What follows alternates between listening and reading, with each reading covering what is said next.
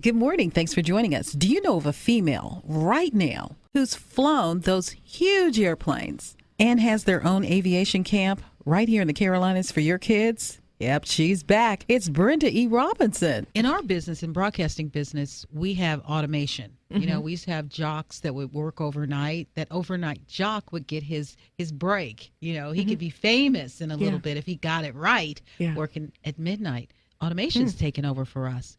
Are pilots thinking about maybe they'll be out of a job one day because of technology? Because, you know, planes will fly themselves? Right now, not all airplanes, but a lot of airplanes have autopilot, and people misinterpret that to believe that the airplane starts flying and the pilot just pushes a button and it flies itself. It is capable of doing all of those things. And the funny thing is, even when I was flying a wide body, 767 for American Airlines, when you take that airplane into the air, it's like watching a toddler. Are you going to let a toddler just go off running, doing whatever they want to do? No, you're going to watch every single second.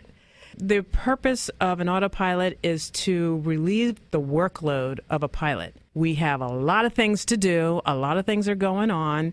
And if there's a malfunction of something where we're dealing with our procedures that we know, we incorporate the autopilot to stabilize the airplane while we're doing all of our checks and all of, moving switches and doing whatever it is we do for an emergency procedure. But as far as flying the airplane or having technology take over and actually fly the airplane, I think that that's probably the future. I'm not worried about it because right now, 500 and some odd people, 250 people getting on an airplane, sending it in the air like a drone. I'm not so sure that we're at that.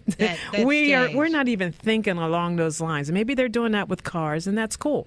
That's scary. That's scary enough, even with trucks, because we have 18-wheelers, driving all over this country, and they're talking about the automation of that. It's going to be a little while before we start to think about putting automation into passenger jet flying. But I'm not saying that it's not going to happen.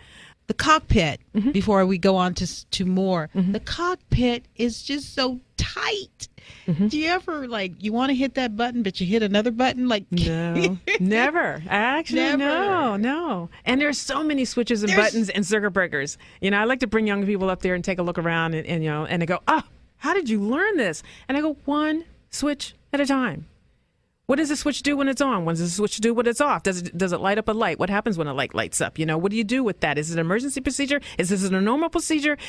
Everything about that switch, I have got it. I even know how the wiring goes to make that switch work. What is it connected to? What happens if the wiring doesn't work with that? What's the circuit breaker connected to that switch? I know everything about that switch and how to get around it if I can't use it. The chances of me flipping the wrong switch, and even if I did, it's probably not, not catastrophic. Right. There is no catastrophic switch There's in no the red cockpit. Button. There's no red button. There's no red button. Like on James Bond, Yeah, no.